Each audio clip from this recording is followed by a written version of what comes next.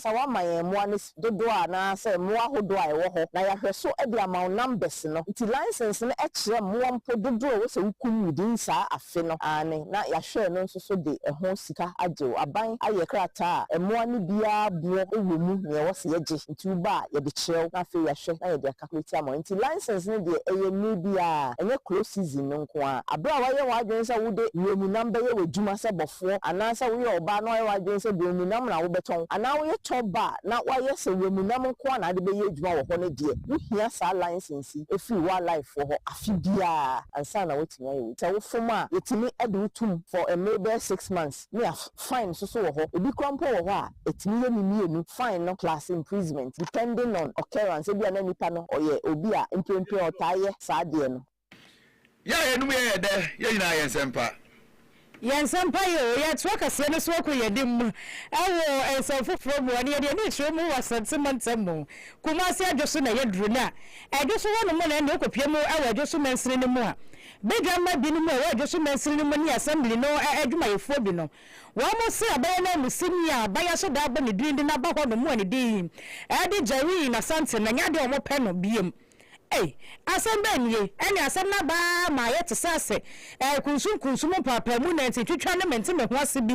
wo mutamu a ma kire se enam so ma ka ho bi ma sese no kura no wo mo de ba ma twidwa kire mu kire se wo mo ma bedwa ba no ye ka de sabe na musini no o mo ma na wotwe ba akopɛ wonu antu no ho ade so wantu ne ho ade so mo abetro krata da kwakoma ga na mo mpani dwondwoma ni mahama se wo mo mpa ba na musini na wode o mabre no ma yi so ni o mo ye adwuma nyenne wo bi mi ndia kwakwate ma yira ho mamu a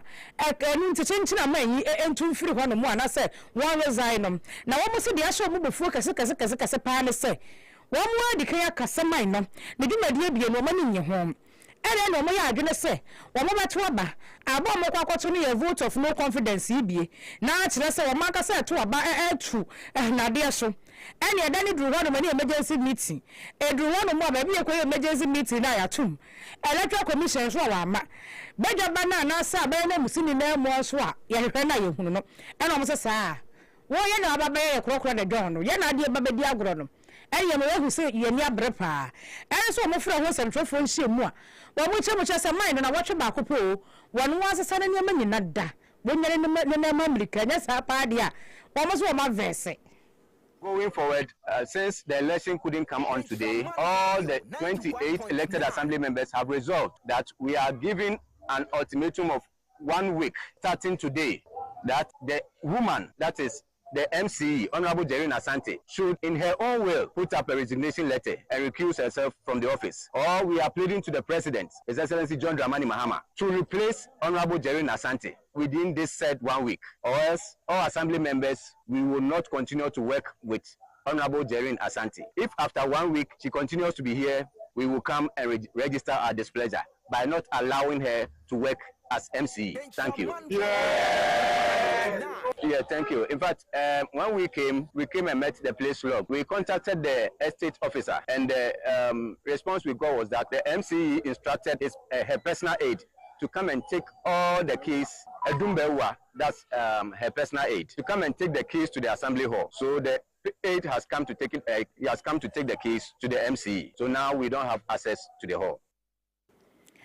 Onipa wakasa ya naso wo mo ayeti wo mo nkan eye bedwama ni bia wo ejoso mensene ne mo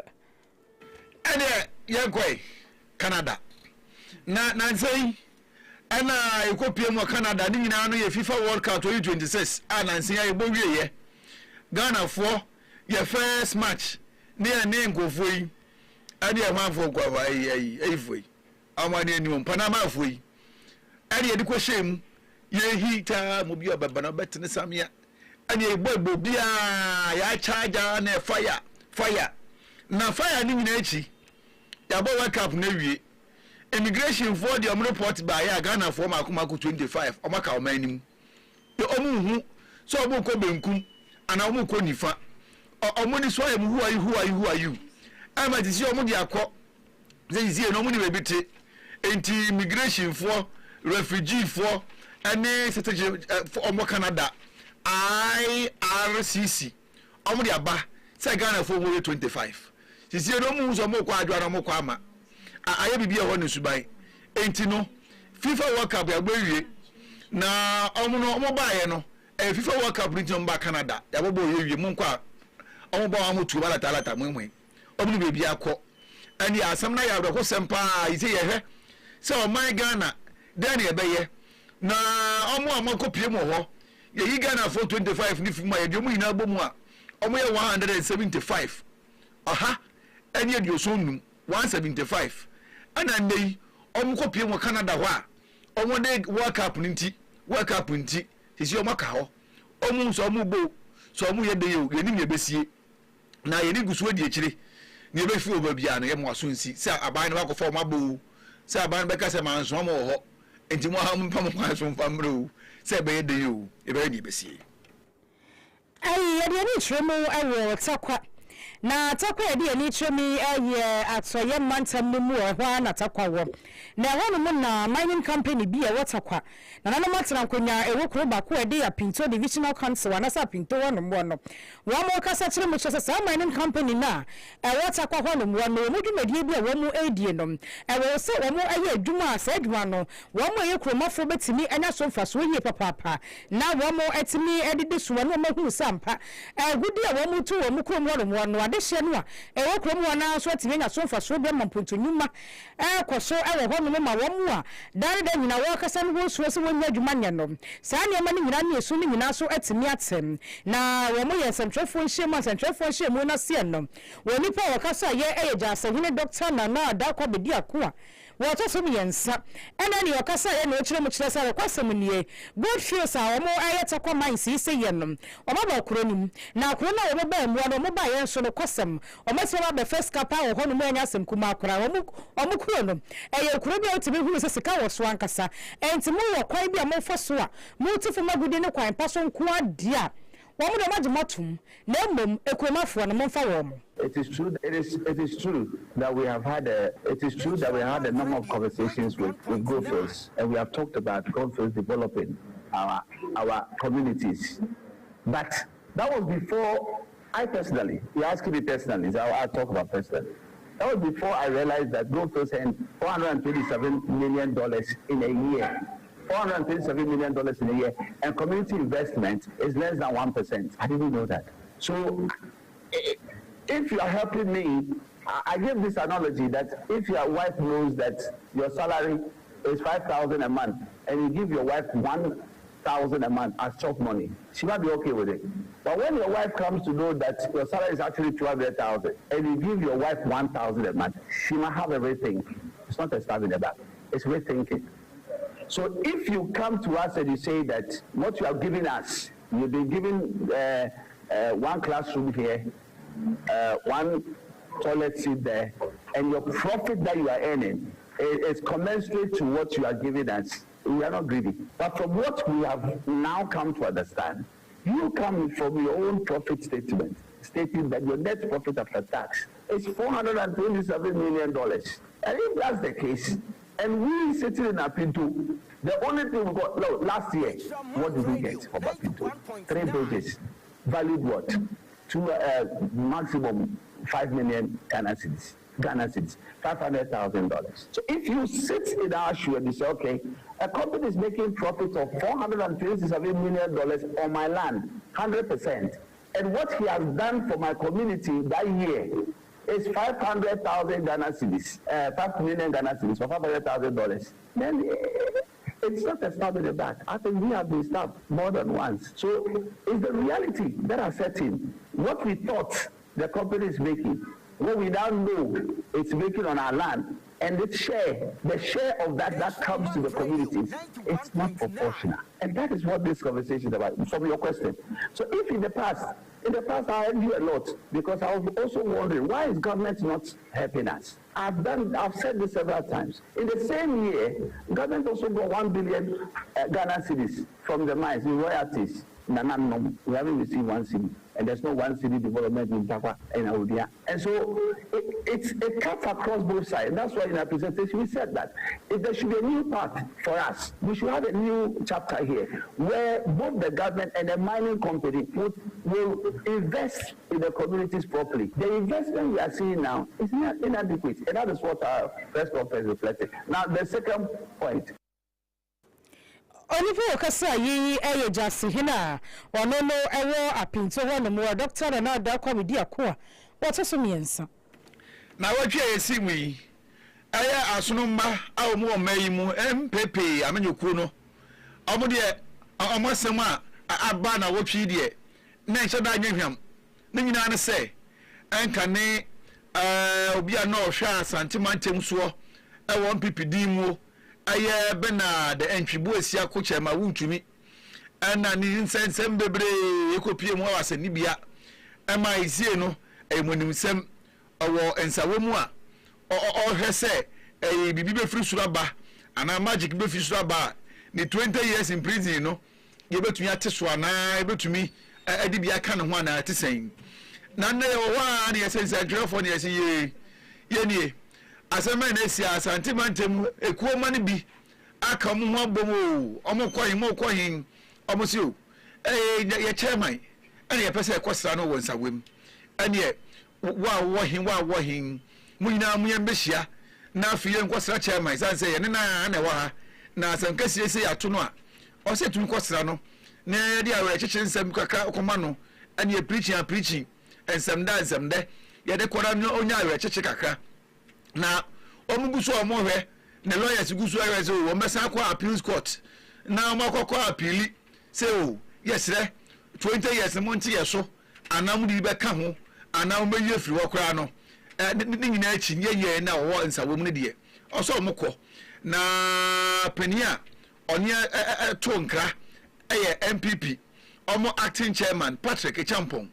ekire mu kama ayenye bi gu ahoma so a say ano kire ni semu etie public interest of legal review. Yet, at the same time, former officials and members of the New Patriotic Party continue to face rigorous prosecution. This situation raises legitimate questions about consistency, fairness, and equal treatment under the law. Chairman Wontumi has been prosecuted over allegations relating to activities in the Samaboy Forest Reserve. However, illegal mining has caused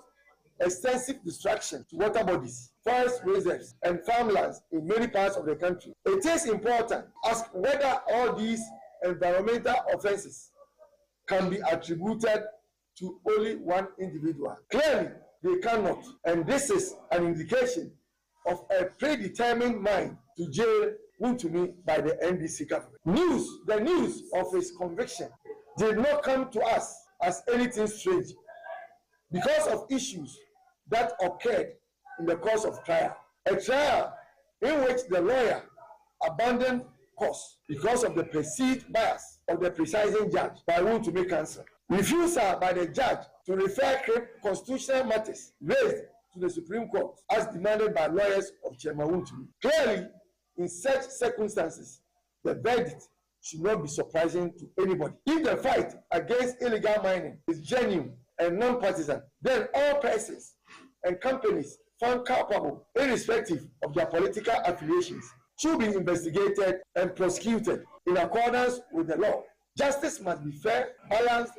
and applied equally to all citizens. We respectfully call on President John Dramani Mahama and the government to ensure that the rule of law is administered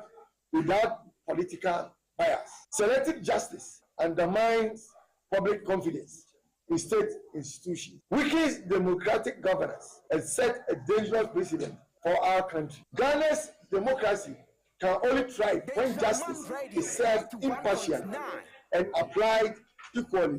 to every citizen, regardless of political affiliation. To party supporters, this is a time to show solidarity because our opponents are using Wontumi's conviction to test our resolve. Supporters must remain calm and look up to the National Party for direction. Long live MPP, long live development in freedom. Thank you. Thank you to Patrick Echampong. I don't know, acting. MPP chairman. Wafin pimienu any dum yenu. And yes, I don't know now. 24th July. Yeah, when you are sending ya. Naya benada. And then you can see it. Bridge can see it. A boy, yeah. Oh my God, I'm Musada pa boss you Yantibinka. I will man pen too. A real dear, we are cramping one more boy yet. No phone of 4 sign at the sign, yeah. Now they are Sabrano. Before now your man Penny John Professor Evans Fiata Mills. Yanti yes papa no akantinagu. Hey, assemble me. And ya was a papa or my gun and woman yum come man when I ask him come moon to metra. And then I ask him to wakra. 2012 at now. And Timo, I could only say you know the more will be announced one. Papa ni free one. And then da a tosso in fisher poly good night pepe. And see na busia and then I do 4 pinua when then I saw quack mamma mania kaino as what an assessor by ye man penny or my gun and more say no. Nima pia boy no setria that show one more that's when be kind one. Well pa my penny for about my gun and more say as a walker. Now one walk on my panna papa pay or muntam won't menka. Any Professor John Evans Fiata Musi D from the Biarada. My neighbor and home mother papa Pakasaye. Nana Yansu kind and see Mummy and Kakra. On the ups, while learning from the down and holding on to the things that unite us and discarding the things that divide us. There will be challenges, for life without challenges is empty. However, I am convinced that with determination, commitment, dedication, and love for God and country, we shall overcome all these challenges. I have just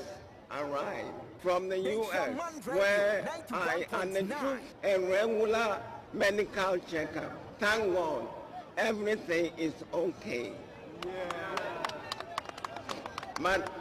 let me explain something. It is my tradition to have regular medical checkup in Ghana. However, my doctors felt that for 1 or 2 reasons, which required more comprehension, we will go outside the country. Our economy is resilient. Madam Speaker, when you are pronounced. And tonight, some Kitwakra. Nanya asem kuma manyi o ne kasa ye bi ne niema bi ne na ho brase ne sane na wo abada ye no a oh me wura ho anwumre pa wo ayi ka keiko to aso wa ma boto ma fe man na pa ai wasu guzo wo tie dia kro ba ko chi ponkro wo ni guzo wo hele wo YouTube no so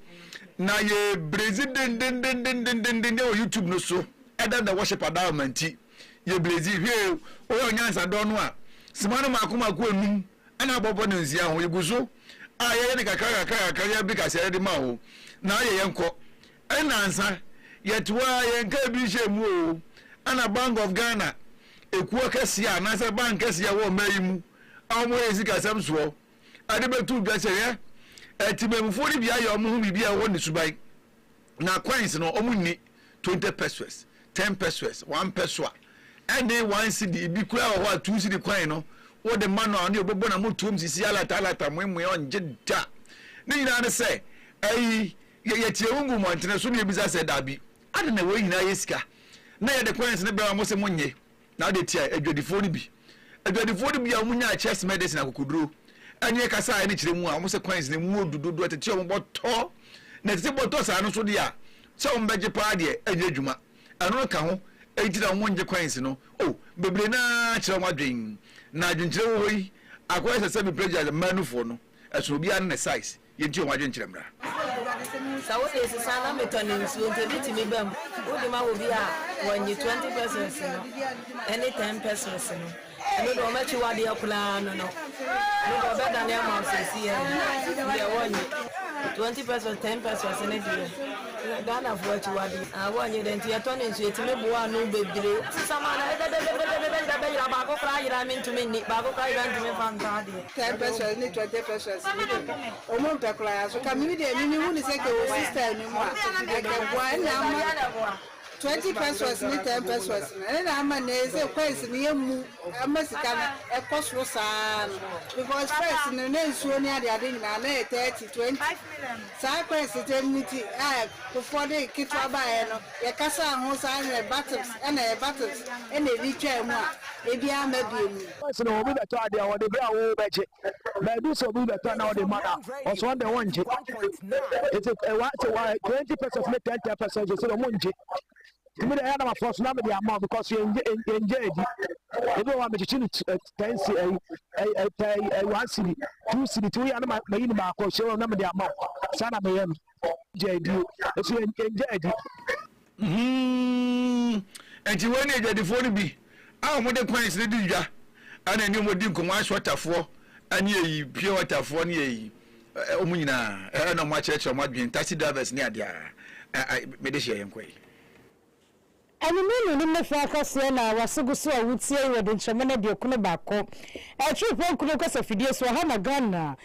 kasa yeto kase leso na yakoye nim ewensan foforo ma wonsan foforo mu no woni pa wakase deputy attorney general Dr. Justice Ramsay ene ne we de na se enu nkwa no wode namu wase abambofo a ewe ma Ghana ma se ye no aboye papa ama attorney general ne office no ne dwumadi a wodi nyina timeja na naso se brane and one more was a bomb called Dunina, and one corner, madam, and one corner dream what the ye. IGP can be what an asio, what the yoke of was, what the FBI was, was what the BBS and Nasi Unqua.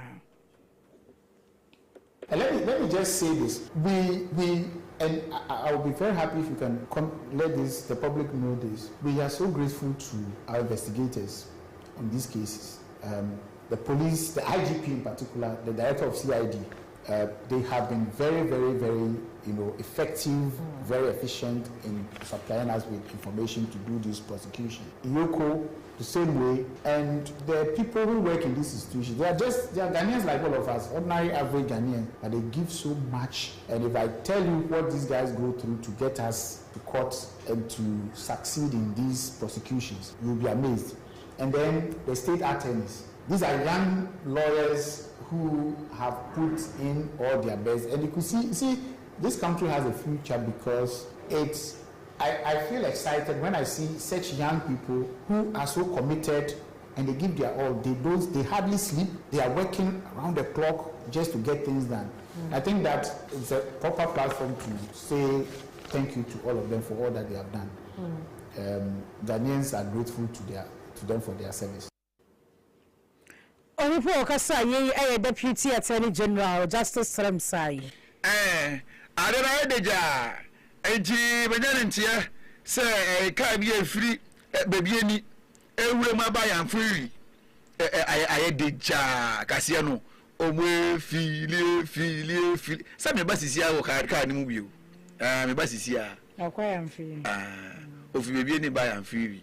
Enti me basisi a se otin bi. Enti ma ye ma me basisi akwa ba mfam na kase ne so. Na onim se foforo aba dunkwa ha. Bo Jake water wholesale. Hey, me aba ko twem wo na nsuo pa de bia wo eye vortic oh anase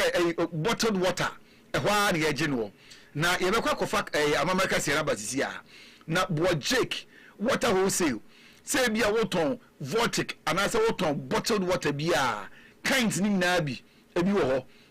intumi mbo brands ni na wo ha say na mum no say ye belakwa ana nyina no bebre small size medium size big size kit nyina bi wo ho package akese na dan no so pa ma nchiro odi e kane no bia na ye fa wase kropon ka no dua kese na se dua ni zi yebu enti du via location bio e wa techem boa junction ho na enne mi edumhwe ana se goal nchen ho ensuo ni na ono ne yetere se mutu adufo bo iti se ofi chichi ni benche na opebi aton agu so na se uto agu so na so aton a ho na etufo bo uni problem enti no uyeye oye pari ana oye den ni na wo de ba ije be ma otufo bo nya afre ye be ton makoma bia ma abo den enti ehwa ana ye ton frɛ na beje wo da na ye fa bi mra osisi a ɛyɛ 0596 254234 na bɛgye nsuo no bi na fa kɔ na onim sɛ asomdwe phones egu so a ɔyɛ n'adwuma no ɔyɛ n'adeɛ no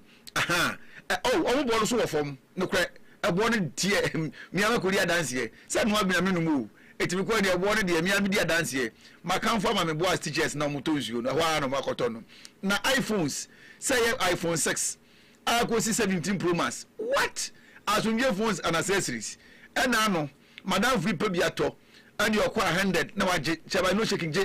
na my receipt 200 na waje je na my receipt aso ye no no do receipt ni baaye na je ni phone chire di say Samsung Tecno Itel tablet man kwada no laptops TV hey all inches ina no chama no shaking ni biaba accessories ni dawson say phone covers chargers another what the earpiece and a Bluetooth speaker CB opebie shop ebo no from pa bomode na bra na beje wo de fa kɔ na ye repair phones wo ho and so flashy phones e wo ho e bia lock bia be da phones so person flash ana say bia passcode bia be we be flash na kama sa Francis wo ho enti we be flash ama wo aso eni mienu kese pa no ye wo phone station kan phone station wo ye ni abaya ne chiwo pa na ebutuo asiewa tie asiewa ehɔ da chairman no shaking wo ehɔ de repairs na we anim ho na obo se atwa asomdwe phones and accessories enti bomode anakɔ ba ko so entane no bebia na I am free station ni wo no bebia sisi adan no sisi stores akɛse no ye ne na die ni hwɛ abrosa ne di hwɛ no men kɔ soro ho men kɔ asie ho ye won finfini ho obo se ye kasa ho sisi ameno kasa yi ebo nya tro asomdwe phones and accessories order Francis wo oba flash phone na makama G director no shaking number 0546 220593 ekoyi pa na uwia obekɔ de chema rural bank na ko pesika wo ho susu savings premium wodachi hu hia obana wa wono so dachi hu hia ni na savings aba fixed deposit treasury bills white gold investment agri term investment any remittances na dawson ACH uswitch MoneyGram Epes Link bobo bi ka ho ni na ye bi wo ho na ubisa se loans there susu loans funeral project super overdraft DB group loan ni na ma obi I am free ye wo ye ni OC fast food na die ni hwe wa free station wona dunkwa so oba ye ni ye wo Canary Road kan ni Fair Broadway friend ni munyini mom 0303981229 and 0503230233 na enyini mbom ye wia ye ko Ebenezer Unique Ventures hwe Hisense Nesco Neon Nexus Pearl home appliances ni nyina no udem se befua say air fridge chest freezers TV air conditions any na se fo ni nyina no Ebenezer Unique Ventures eno na ye de ko na ye ko fa amamraka se ndi abrewo say air fufu panding machine decoders multi TV decoders blenders ceiling fan ena na ye ka ho ni nyina no Ebenezer atombi ko o he cha kwan a baako wo I am free no kwa ye ni de chama rural bank na e wo run about wona na kasepa no wodun kwa ha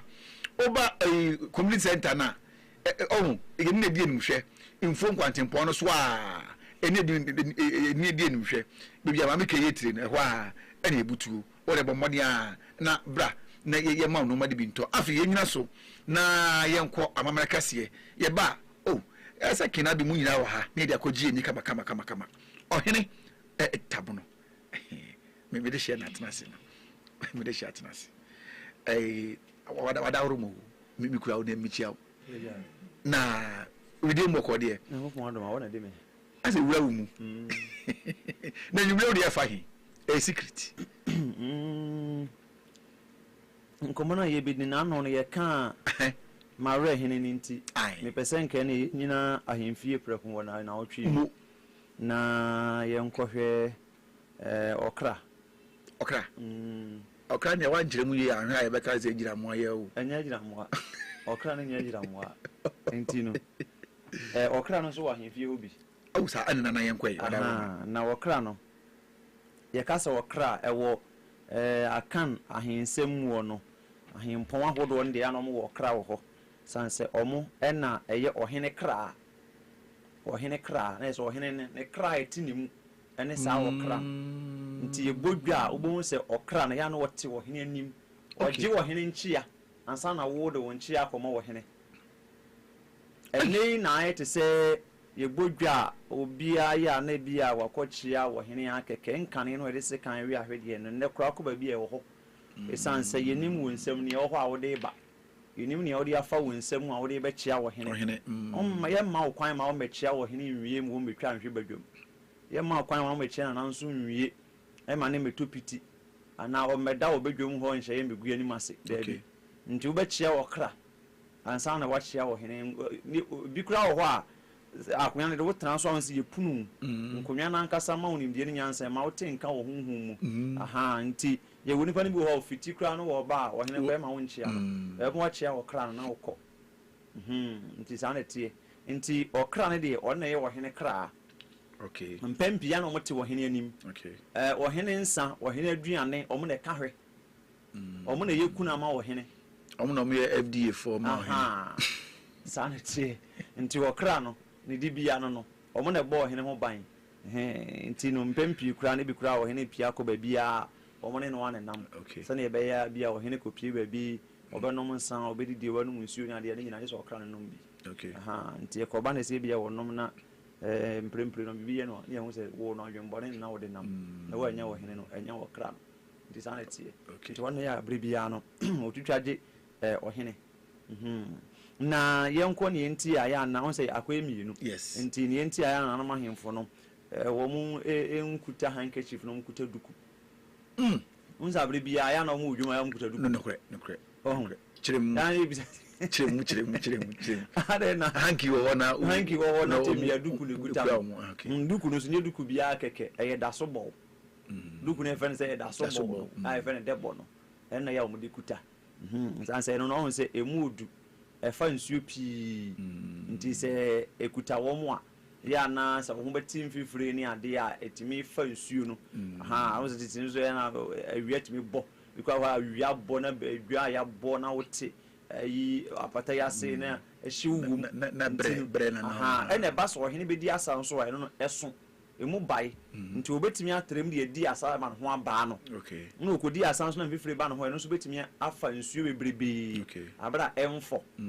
hanki ne osi ya na isua ntimi ntrem kura mfa ni asa ɛna ne ehia pa ba akɔ nso ne sɛ yɛse ɛpɛ beto ɔtwe na ne ho fitaa ɛna bosompo nso beto abo enti ne atie ne nyinaa ne yɛsɛ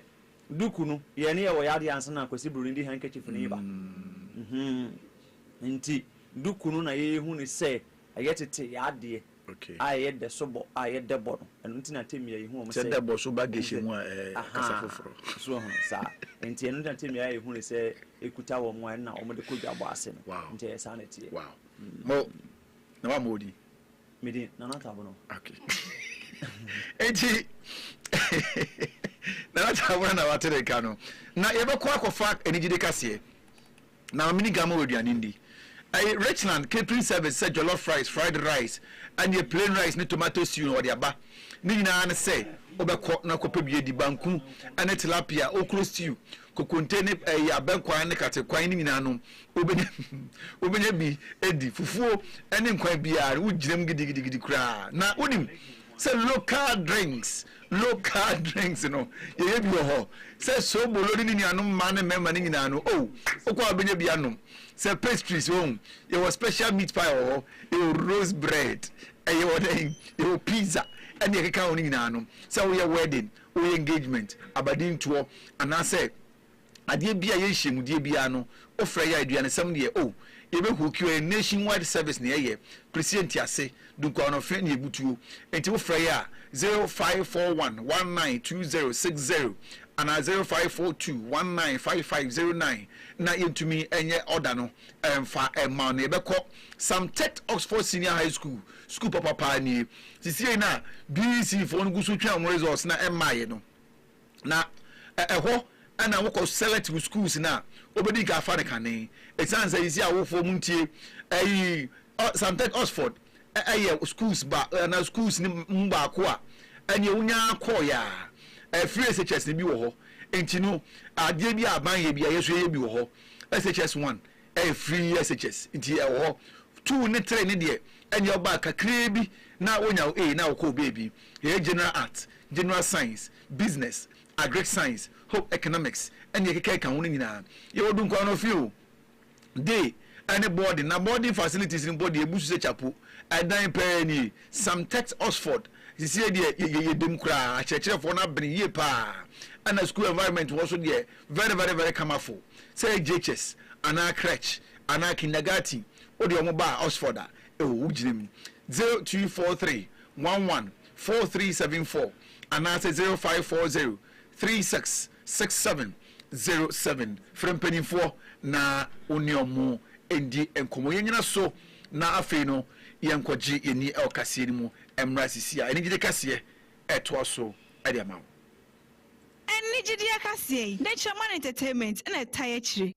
ya de migidi akase eto so ewo kase ni mu de ama wadwuntuni a wo my Ghana mu ba ko a ne di ede adina asambi wono na ekasa yi wode to de chemu chese nyina ebe kaya hye ne so enche bia ene xenophobic attacks akoso ewo South African memu ana mo ye go back to your country ene mu pa mo ye nyina na ebi so obobo wo mo ana te South Africa hono mo nye South Africa ade hye no saa nyama we nyina akoso e ma akopie mu e wa ba fontensa fidie ne so a na nkofo bebre na so kasa sana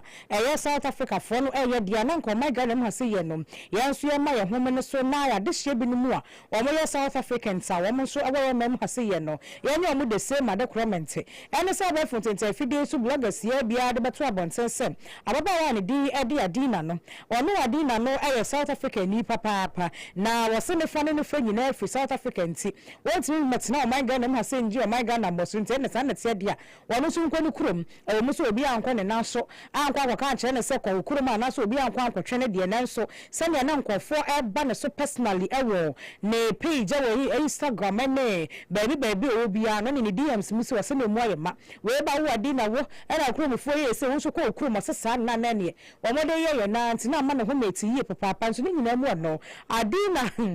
fem bi kire mu kire se wonye South African fully every say ne fa baby na efi hono mo na ne nyina akra nkanfo ano semia wo se fi country yi na nyuma wato nyina wo country kasa e wo ne nyumo mpo no enkofo we na akra num se ne fa baby kwa fi South Africa so nipa da efo ne kokan ya e ma ne ba ne se ya da do nyina no attacks ba ne so anti wo kire mu a na wo kire ne sa abre ne pa. So the thing is the comments at me were more like clickbaits. Because it didn't say you're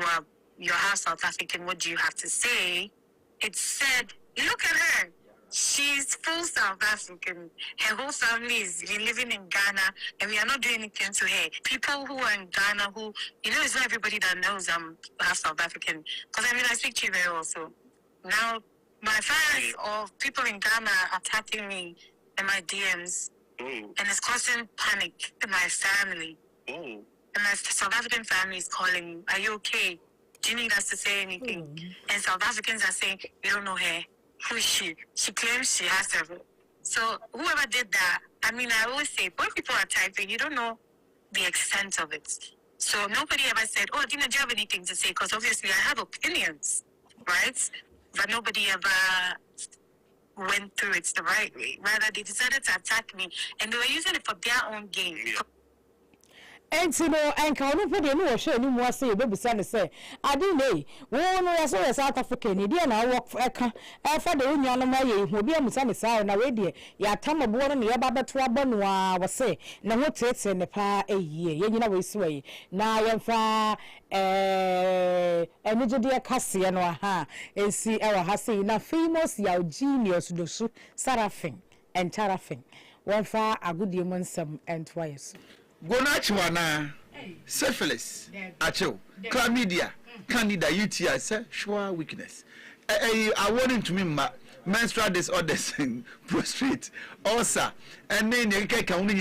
now they call King Abbey Natural Health Clinic. I see a clinic with ye, Oqua, Yadian to us here. Yes, so I know I found mount. Nanyama Dr. Kingsley, Nimaji Dimpa, I am a counseling section, no nutrition. Online consultation, clinic on the wheel, physiotherapy, home care, amana jidin pa. Na Fred Dr. Kingsley Nimo, I was 0243 933 472 and 0208 621 368. Richard Quine, I will do quite a chim. You will do Brothers Dining One, Blue and White Pills Pharmacy, no, and a band where you need a juma. Now, Bombardia, Nafa Uni. Actually, mo Virgo, Target, Electrical, Home and Appliances as well. And only a day kwaje a kasi I will see munsem. Na bulbs are wood metal box, one-way gang, all gang, cables, earth roll, ceiling fan, standing fan, fridge, TV, home appliances. Today, body say ya dance you soon no China doors, door keys, building materials nina no yotumbi. Say school bags. Wholesale no yɛde ma wo kitchen appliances saadi we dako meka chicken pay kitchen appliances na uwe cha kwa yewo opposite old iron fury park esim few steps na would mines gate bomodi a na bra ya so ene ma no mane bi fra 0545 501710 and 0557 235569 yanko fa ko pramaso nsem efamro Agudie mu nsemi de Ntraman's force na territory. Ene nyako fa kansi eba so Emamanju any Rosenborg game no enso etumi eba so Emamanju winning by 5-0 editia Rosenborg. Now latest eba ene sem Chelsea ene Maxence Lacroix deal no and also enya agreement at Chelsea etia £52 million for Maxence Lacroix from Crystal Palace. I know, and so then someone if you want to the by me hon semina Eddie Madam Center Wolf Corner Basso and a women's Africa Cup of Nations. Now the Emperor and it's a coach came last year game and also let's win a 25 months winning a women's squad and some about Montes so play same and I came last Epton and didn't or goalkeeper no a free Amenyoku or a can be an offer so Cynthia Conrad Fendi and I feel Usman a year Huzima winning 3 goalkeepers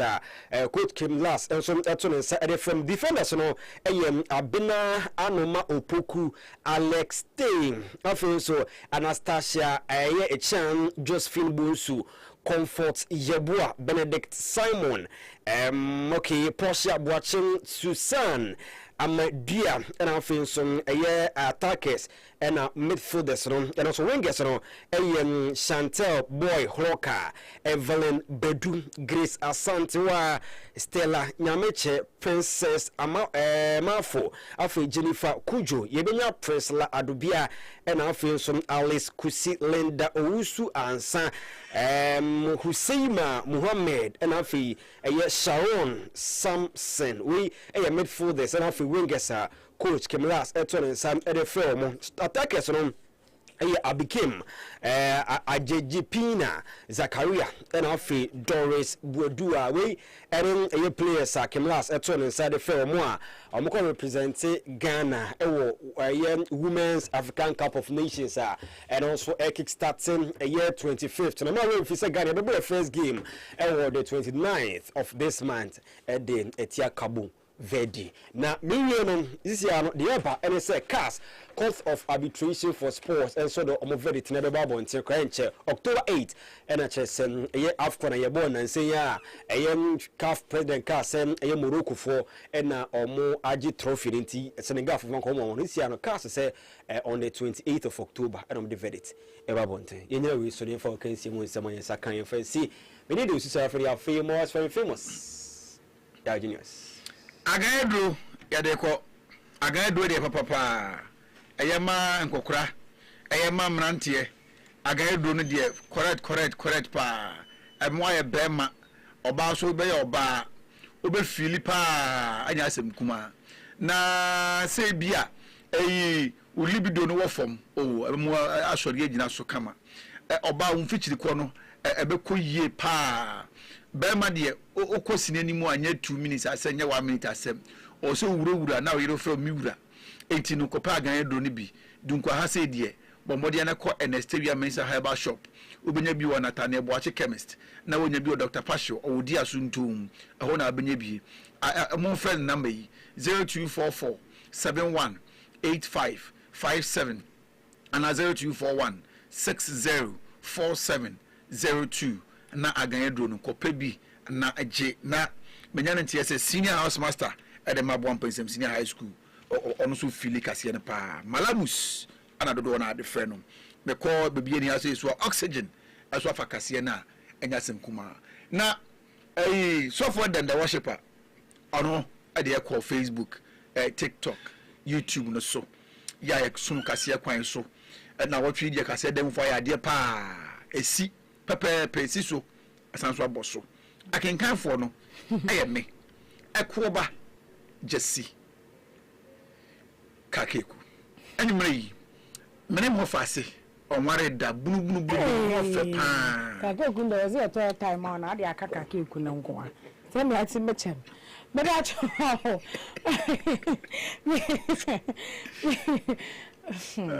me didn't true with him ya ofuru ya da munyida wase